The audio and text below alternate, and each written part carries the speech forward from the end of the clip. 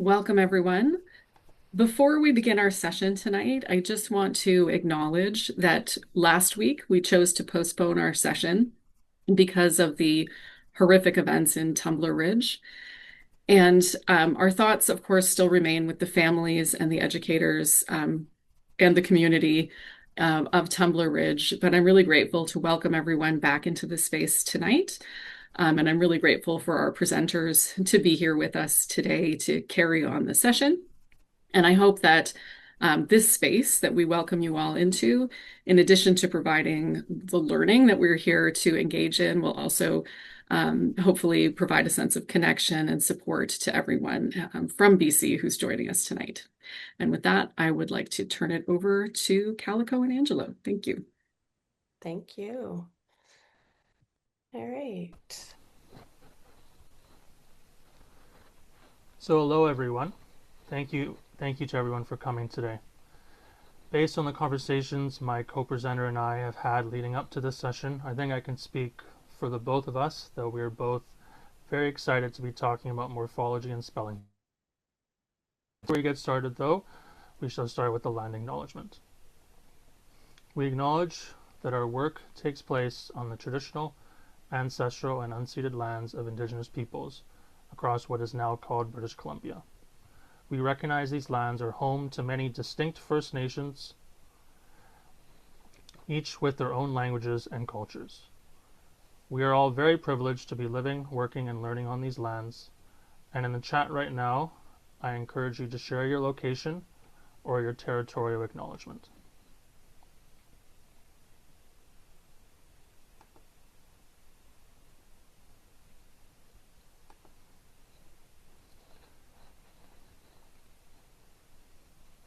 We would also like to announce last week's book giveaway winner. Congratulations to Alexa Martindale.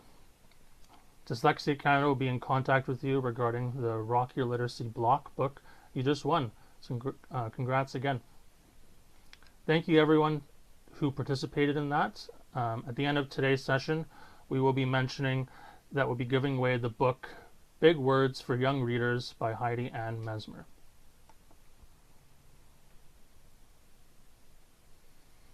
Here's our plan for today's session. We just did our welcome. We are now going to build a shared understanding of the terminology regarding morphology and spelling, provide some strategies for instructional approaches using research as our guide, apply our learning together through a breakout room activity, and then wrap up our session with what to expect for next week's session. So I will introduce myself first. My name is Angelo Graffos, and I worked in the Coquitlam School District as a classroom teacher and learning support teacher, and as a classroom teacher in the Catholic school system where I'm currently working. Literacy is a huge passion of mine, where I'm currently pursuing some graduate level work in the science of reading, and I've also helped found the BC Literacy Coalition along with another co-presenter from the Literacy Collaborative, Danielle Neer. Outside of work, I enjoy spending time with my fiance, family, and friends. And with my fiance, we play tennis, board games like Scrabble, watch our favorite TV shows, and try out new restaurants. I'm very happy to be here and looking forward to discussing spelling and morphology. Hi, everybody. My name is Calico Clark. I had the privilege of co-presenting the last session with Kathy, and I'm back again to talk about spelling and morphology. I have the privilege of working both here and in BC and overseas in the international school system. I currently work as the literacy coordinator in the Cathet School District.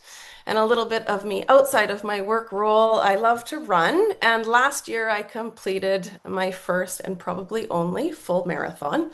I'm just happy to be here tonight and really excited to talk about spelling and morphology. So we'll dive right in. We wanted to start off by bringing your attention back to the Foundation Skills Progression document.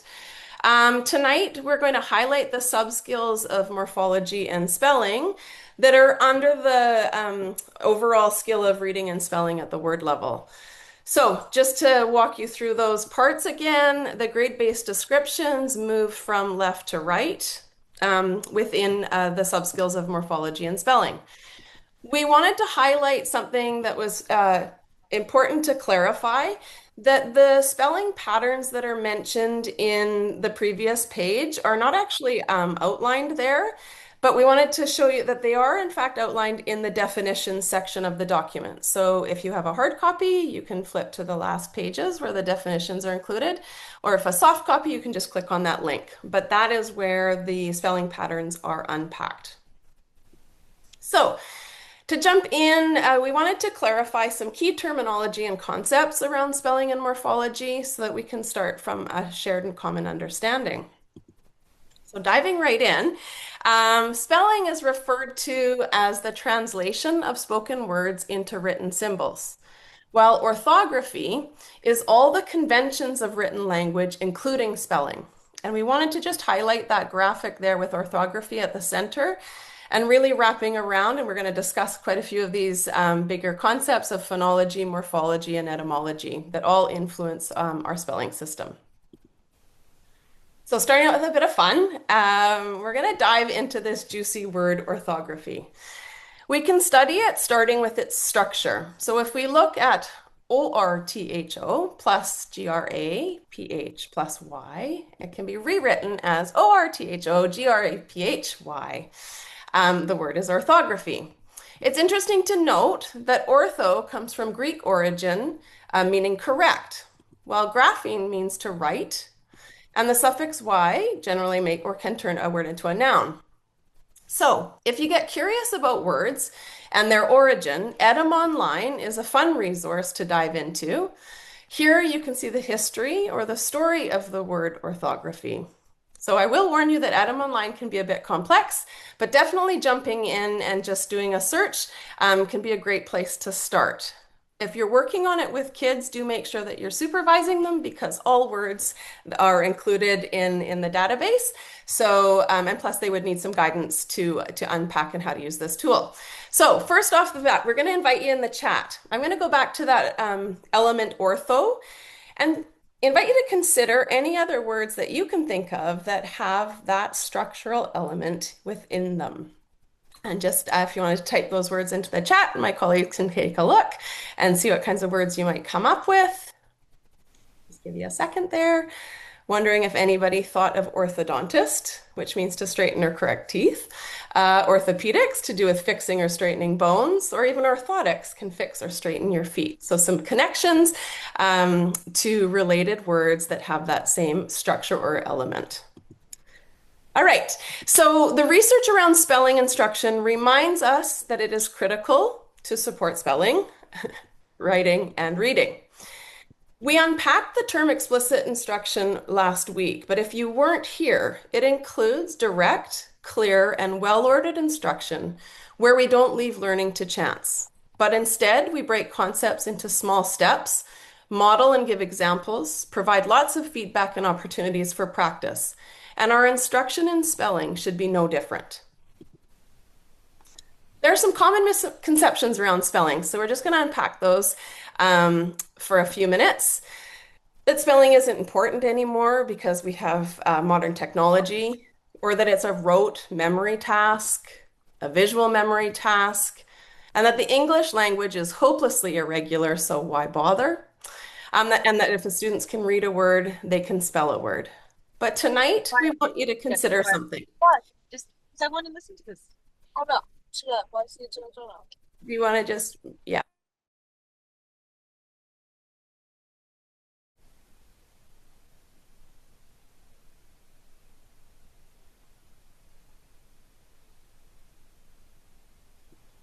Is that better? Can you hear me now? So I'll start that again. Okay.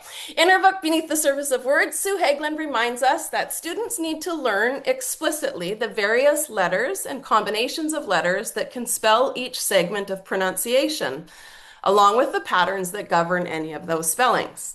That is the focus of phonics instruction. Without a doubt, that important knowledge and essential skills are embedded in these early literacy tasks and learning. She goes on to say, though, that in isolation, it is not enough. To understand what else is needed, we need to rethink our beliefs and assumptions about spelling. We can do that by looking at the structural framework of all written English words. And our hope is that this session today will begin to unpack the framework and the fascinating structure of English words.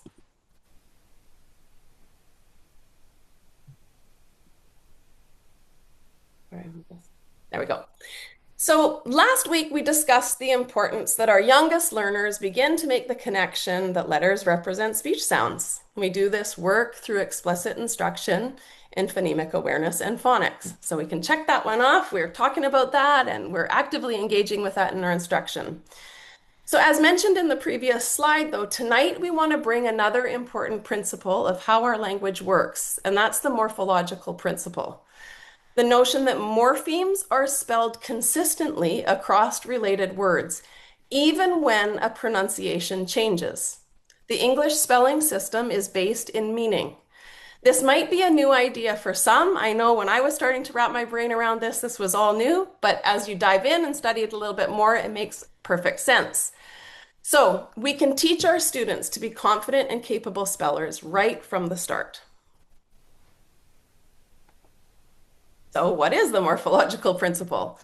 Well, it simply means that morphemes or meaningful parts of words are spelled consistently across related words, even when the pronunciation is different. A primary example of this is the inflectional suffix s, denoting the plural of something. Note that the spelling stays the same, but the pronunciation changes. Cats, dogs. We hear the z sound at the end of dogs and the comments at the end of cats. An intermediate example is the base word is sign as part of other words that have different pronunciations but consistent spellings. Sign, signal, and signature. I'm going to hand it over to Angelo to carry on. Thank you, Calico.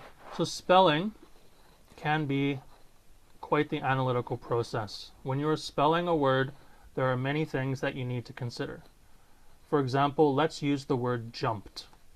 So we need to identify the sounds or phonemes in this word jumped, as possessing strong phonemic awareness skills will help isolate which sounds are present and help us to start thinking about the potential orthographic patterns that represent these sounds. The morphology of the word needs to be considered, like understanding whether there is a base or affix present. With knowing that there is a base, we can start making connections to other words that share that common base and consider the origin of parts of the word, i.e. the etymology. We also need to determine the letter patterns needed to spell these phonemes in the word jumped and correctly represent the morphemes and etymology.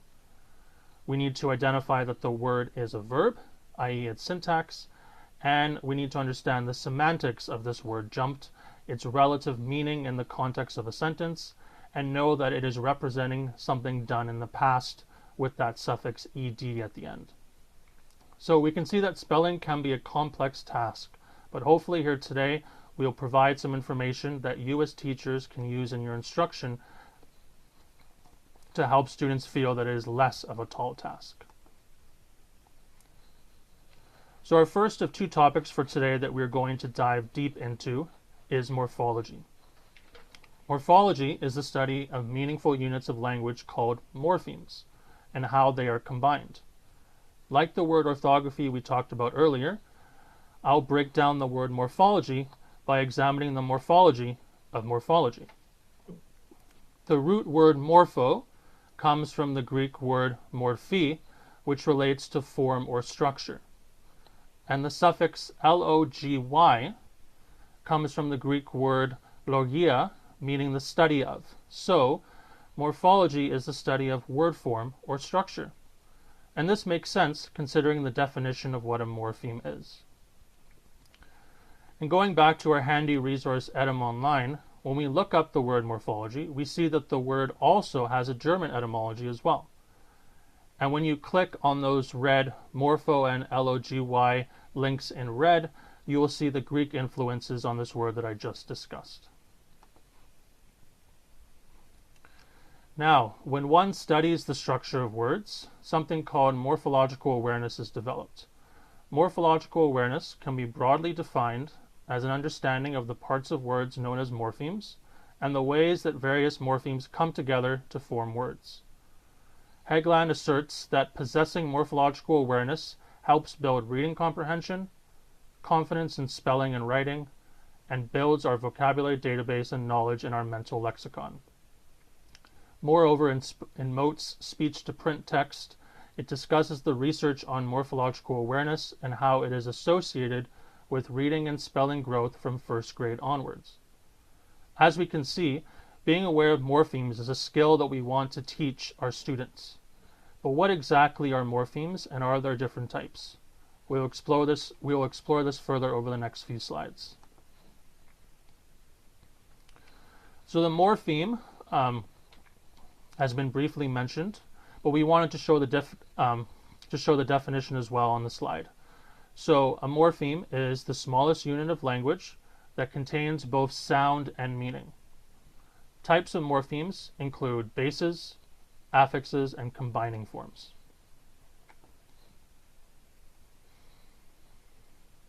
A base is a morpheme to which an affix can be added to it. Students are introduced to the concept of a base in grade 2 within the learning progressions. Specific types of bases will be shown over the next 2 slides. One type of base is called the free base. The free part of that phrase free base means that it can stand alone as a word. So like the words sky, one, and speak. A bound base is another type of morpheme where the base needs to be bound to or associated with an affix in order for it to become a complete word, i.e. it cannot stand alone. So some examples include, as on the slide there, ject and dem. So when we recognize the bound base in a word, we can understand the spelling of the word and explain why certain letters are used over others. Let's take the bound base plic, meaning to fold. We can find that base in the words duplicate, explicit, accomplice, replicate, and application. The overall objective of this slide is to show that the spelling of the morpheme, the bound base, stays the same and is consistent across multiple words, but the pronunciation can change, something that we've talked about before. This is specifically called morphophonemic variation. So for example, for the word accomplice, why is there not the letter S at the end as the S sound is present? While this is a preview to the function of the letter E in words later in the presentation, the letter E here is doing some fascinating work as just one letter. The letter E is not only there to ensure that the C makes its soft sound S, but is also there to indicate etymology. While the plic base is Latin derived and means to fold together, the E, by making the C soft, also indicates the French influence on this word as well, as there is the old French word complice, which means partner. So when you combine the two together, it is referring to a partner folded together with someone else, aka an accomplice. Another example would be, why does the word application keep the double P in there? Well, in the word application, plic is the root and AP is actually the prefix, so hence the presence of the double P. And another interesting fact for this word is that the AP prefix is actually derived from the Latin prefix AD, but because of the plic base, the AD is replaced by AP so that the whole word is easier to pronounce. Application instead of adplication. We mentioned earlier that a bound base needs an affix to become a complete word. Well, here we want to provide the definition. An affix is a morpheme added before or after a base. Before a base, it is called a prefix. Some examples there on the slide, pre and un. After a base, it is called a suffix. And examples include ment and ing. Diving a little bit deeper into suffixes, there are two types, inflectional suffixes and derivational suffixes. The first type, inflectional, these endings mark a change in number or tense, comparison, or possession. So for example, a change in number is seen in adding S to the word book to make books, and a change in tense is seen in adding the ed suffix to the word form to make formed. The second type of suffix is derivational. It marks and often alters part of the speech. For example, by adding the suffix ly, you can change a word from being an adjective, quiet, to an adverb, quietly. Another example, adding the suffix ion to the word instruct, you change the word from being a verb, instruct, to a noun, instruction.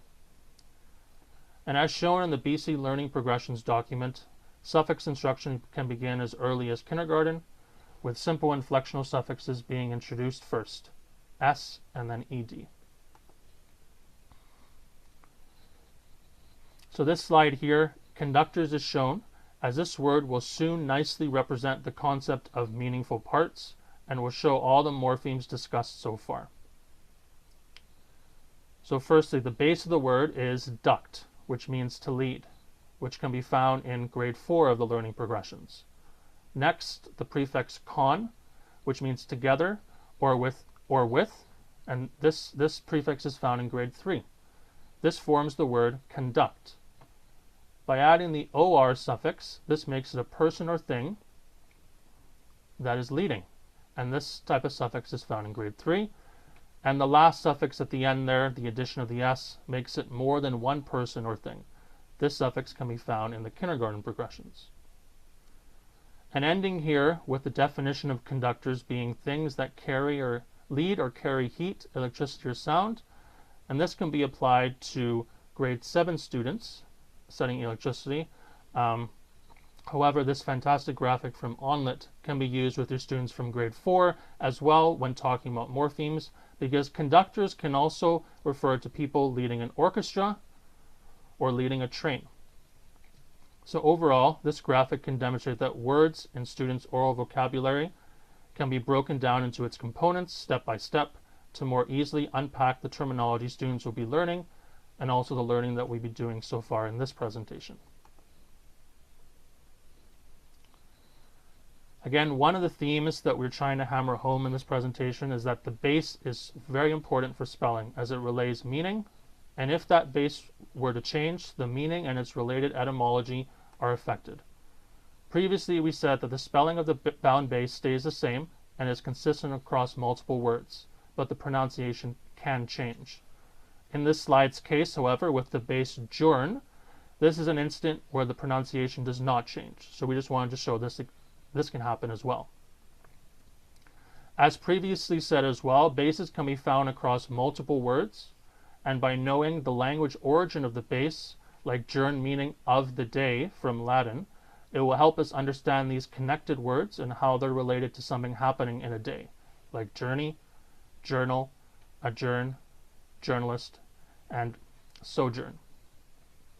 As we'll explain a bit later, these connected words can be made by adding different prefixes and suffixes to the base, and that is visually represented as a word matrix, the diagram on the right-hand side.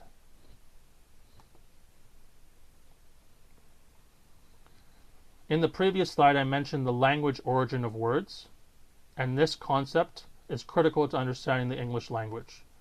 The study of the origin of words is called etymology. And as you can see from the diagram on this slide, there are many influences and events affecting the language that we know today. The language has morphed over time through war, colonization, and groups of people just migrating around the world, with the 4 big influences being Anglo-Saxon or Old English, Norman or Old French, Latin, and Greek.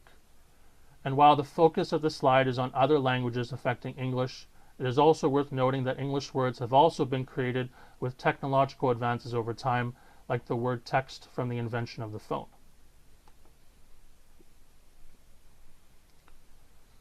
Before we move into the next section of this presentation, this is just a short video bringing together everything we have talked about so far, and yet another piece of evidence for why English is not so complicated or irregular after all.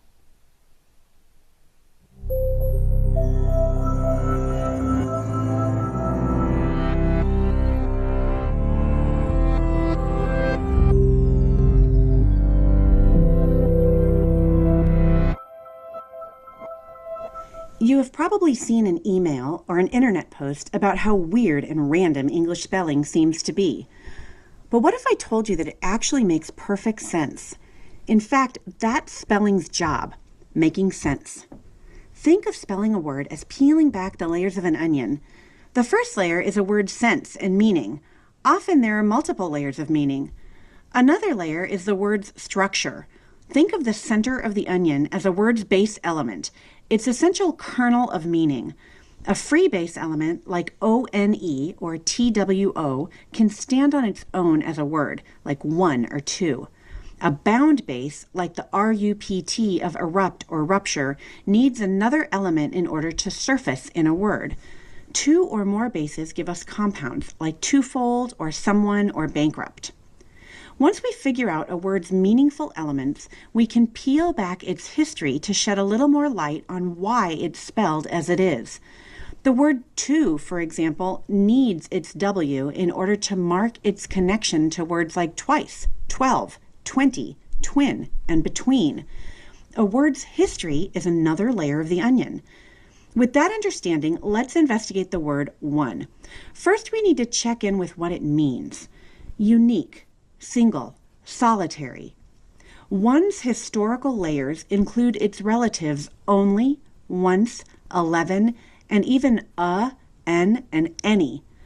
But it's the morphological relatives, the ones that share the base one, that are really astonishing. There are the familiar ones like anyone and one track and oneself. Those are obvious.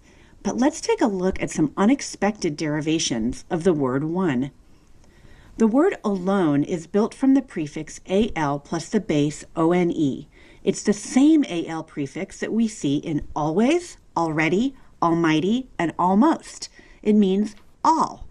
The word alone means all one. It was misanalyzed in the Middle Ages as having the prefix a, like in asleep and awake and around, and a new base was born, lone, which then developed into its own family.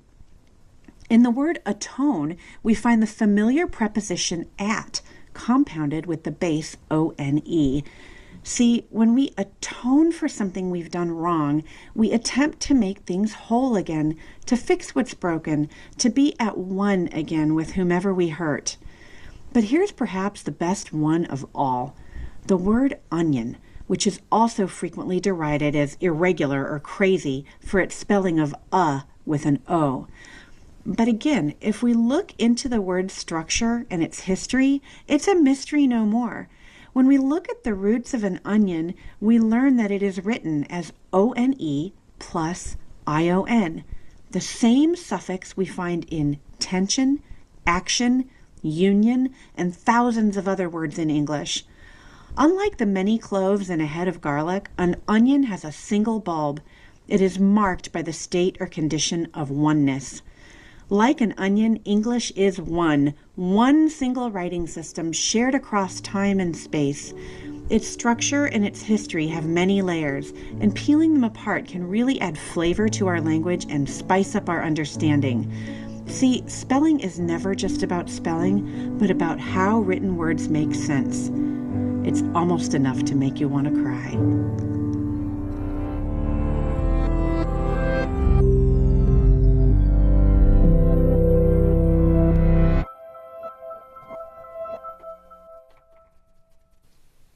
All right.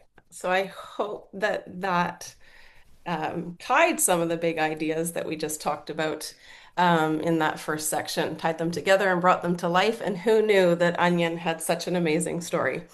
In this next session, we're going to dive into a few big ideas related to instruction that maybe you can take away and try out in your classroom. So when we look at morphology, as per the progression document, we can and should start morphology instruction as early as kindergarten and grade 1. In kindergarten, this awareness would primarily be through oral language. We can notice and name the S suffix that indicates more than one or plural. The syntax project is a great tool for introducing some of these early elements. And in kindergarten and grade one, for the first part of grade one, it's all done orally. So you can check out the adapted resource at onlit.com, and we'll add that into the chat for you. We can begin to teach students about morphemes or meaningful parts in words. And I want to highlight these particular words, especially for our earliest instruction in KN1, that even though the pronunciation changes, we can teach students that these words are not actually tricky, nor do parts of them need to be memorized. Instead, we can model that English words are built by combining consistently spelled elements. So if we look at the words that are the high frequency words that we're going to come across, do, go, say, and be, we can also look at the element of that base or that root word and then adding a suffix, es or s or en, can change the pronunciation. But if we hang on to that base element, the spelling stays the same. So no longer does or goes become those do's or words when we hold on to the element and recognize that there's a suffix added to it. So the learning progressions can act as our guide for instruction, moving from simple to complex and in our analysis of morphemes. And Moats in Speech to Print reminds us that through explicit instruction and morphological analysis, students can learn at least 250 new printed words in a year. That's pretty amazing to me. I wanted to highlight a resource. So who doesn't love teaching through beautiful read-alouds? And we wanted to bring your attention to engage with the page. We'll put this link in the chat for you. It is connected to a bigger website called WordTorque if you wanted to dive into that. But Engage with the Page is a beautiful collection of picture books, and each has a guide for word study. So tonight we thought we'd use My Heart Fills with Happiness by Monique Grace Smith as an example. So if you don't have a copy of the book, the website generally will share pages of the book, and often they have a YouTube link with the author reading the book out loud. So if you don't happen to have it in your collection, but you really want to dive into some element of word study, they're well supported to help you out. So these are a couple of the pages that you would see from the book if you have it, or highlighted on the website. And what fills your heart with happiness? My heart fills with happiness when I feel the sun dancing on my cheeks. So one of the things that we can dive into that are supported through this website, we'll start with a word matrix. So you've seen that on a few of the previous slides. If you're not familiar with it, it is a really great tool to help to study the parts of words related to the base element and the prefixes and suffixes. So in this activity, it's suggested or we're invited to look at families. So this would be a great starting point for primary classrooms, where we could look at the obvious choice when looking at words around happy or connected to happy. In an intermediate classroom or an upper primary class, we might want to dive in and start to look at that base of hap and using that word matrix to think about some words that we can come up with that are related to that common base.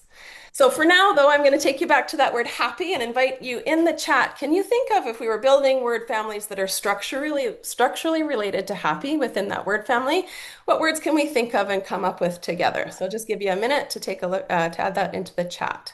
And this is something that we would build with our students, of course, on chart paper or on a whiteboard. So we'll just see some of those starting. And of course, I'm sure we're seeing happier, maybe happies, happily, happiness, or unhappy, to name a few. So thanks for engaging with us in that chat there. I'm not going to spend a lot of time, but I also want to introduce you to another tool that goes well with word matrices, which is a word sum. And from our word matrix, we can come up with words. There are some technicalities around a matrix, but just to get started tonight, we would read them from left to right. Of course, you see the prefixes and the suffixes, and we can come up with some words related or connected to that base of hap. So some common words might be unhappy. We could look at perhaps, or maybe you even came up with happen. So those are word sums and a tool that goes hand in hand with a word matrix. So we wanted to highlight tonight that even though the sound symbol correspondences can sometimes break down when we study the English language, phonics is still a critical foundation for reading and spelling. And Heidi Ann Messmer, in her book, Big Words for Young Readers, points out to us that, of course, if we were to study the word enlightened with all of its elements, students must first recognize that IGH, in fact, makes a long I sound, and they need to be able to decode that word light. We also recognize that our instruction can't stop here, and this is why we're unpacking the connection around phonology, morphology, and etymology. Okay. So as we previously learned, spelling can be a difficult task for students with the many things that students need to consider, like phonology, morphology, and etymology. And at the orthography level for this slide, the position of phonemes in the word, the allowable grapheme sequences, like for example, you can have two X's and two J's right beside each other in a word, and the stress patterns in syllables. We will now walk through some spelling patterns that are important for teachers to know. This is not an exhaustive list to keep in mind, but more so providing some information that may be new or may result in a light bulb moment. From a logistics point of view, we use the word patterns instead of rules, as students may say, well, what about this word? What about this word? As exceptions. So a more conservative word is used to show that not all words will follow these specific spelling patterns. And finally, after spelling patterns, we'll briefly discuss 3 suffixing conventions. So as we see the lovely word web on the slide here, it is related to the first spelling pattern, which is the medieval scribal O. So between the 12th and 17th centuries, scribes wrote manuscripts by hand, and the writing style at that time included many downstrokes. To prevent having to do many downstrokes when writing words U before the letters M, N, and V, which these letters have many downstrokes, the letter U was replaced by the letter O. So knowing this information now, I encourage you to put into the chat some words that include the letter O before the letter M, N, or V, but the letter O makes the short U sound, instead. So I'm curious to see what words you come up with.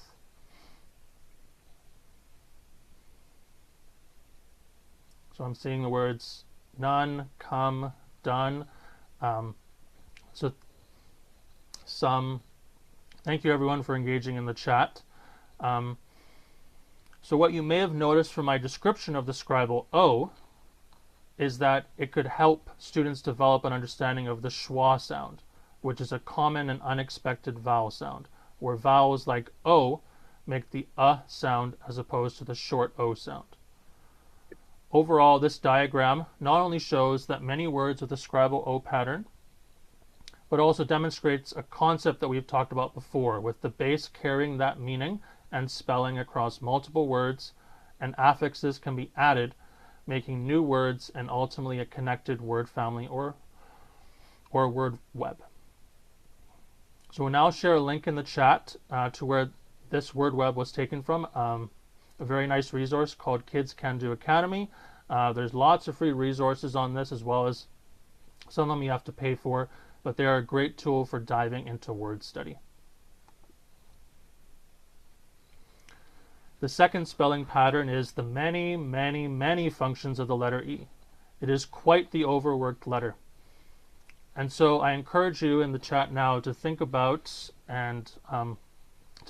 the possible roles that the letter E has in any of the words, and that's specific to the silent final E.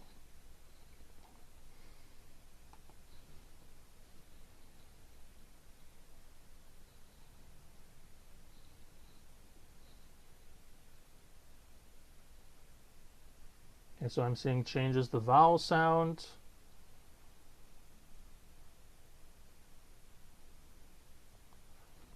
the VCE patterns, follows a V.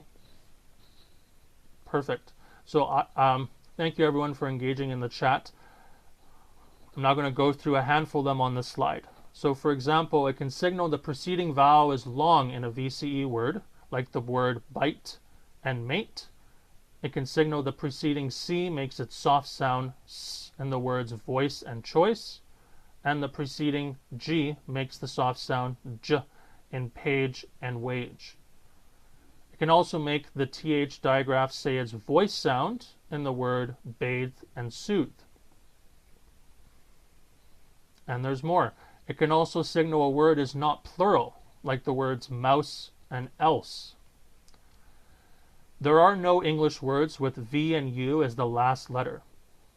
So an E is there to prevent that, to prevent the V and U being the last letter in a word. And it can also tell us something about the word's etymology.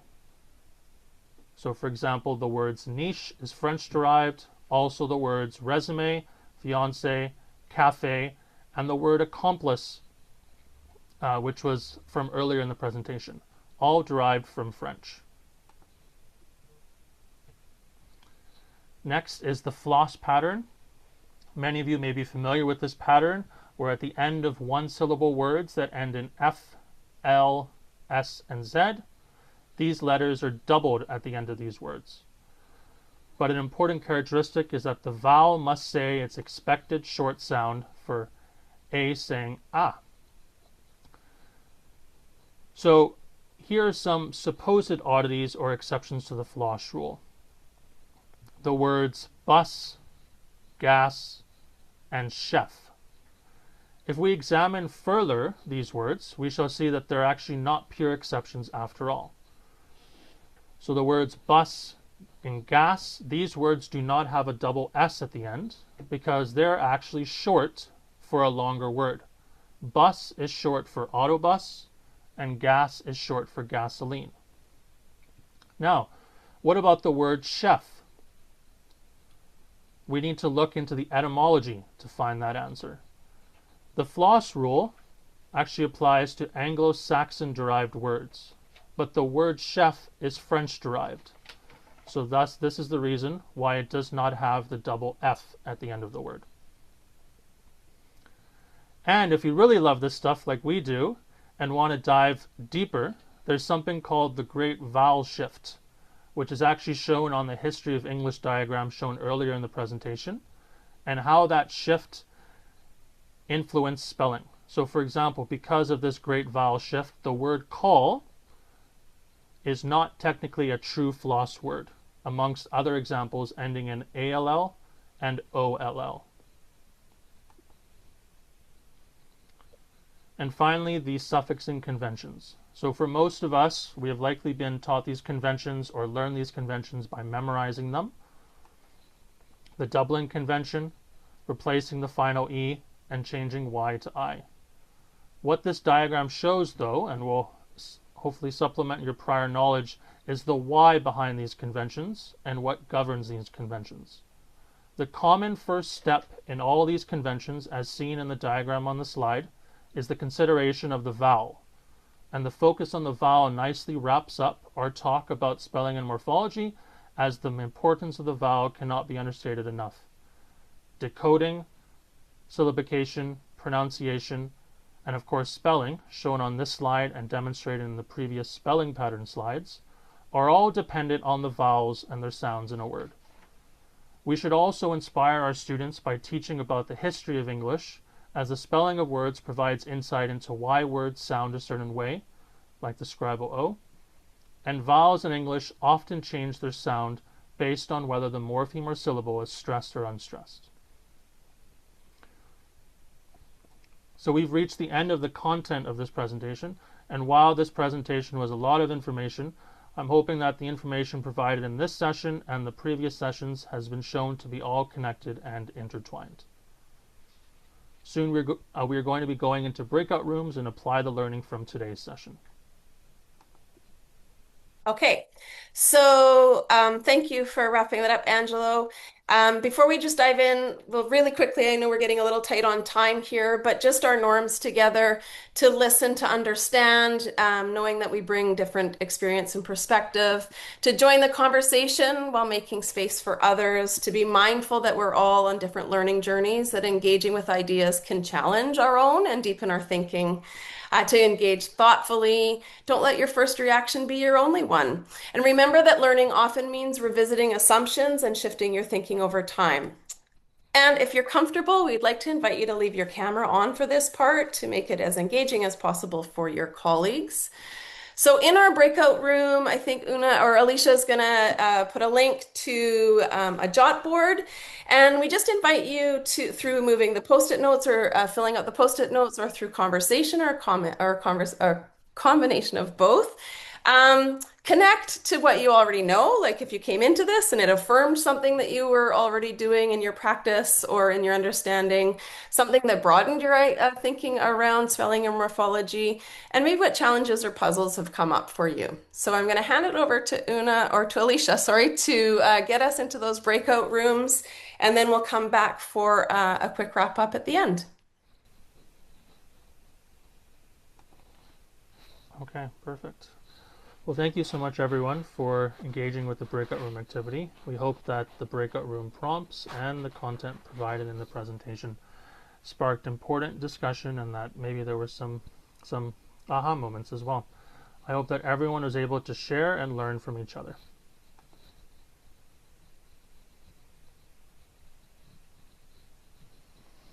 So we've come to the end of our session today. Please share your thoughts on today's session in our feedback survey for a chance to win the book Big Words for Young Readers by Heidi Ann Mesmer, and the survey link will be put into the chat.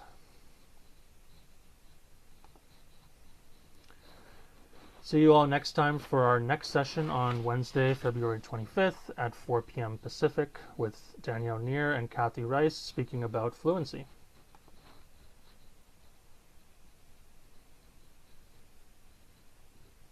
I just want to say thank you, everyone, for attending tonight. Thank you, Dyslexia Canada, for the collaboration and bringing educators together. We can't do that nearly enough. And thank you, Calico, for our work together. I really appreciate all the time and discussions we had. It was a pleasure working together and learning from you. I appreciate it as well. Angelo, thank you so much. We had some great conversations, and thanks to everybody for coming out tonight after a busy day of work. We appreciate your participation.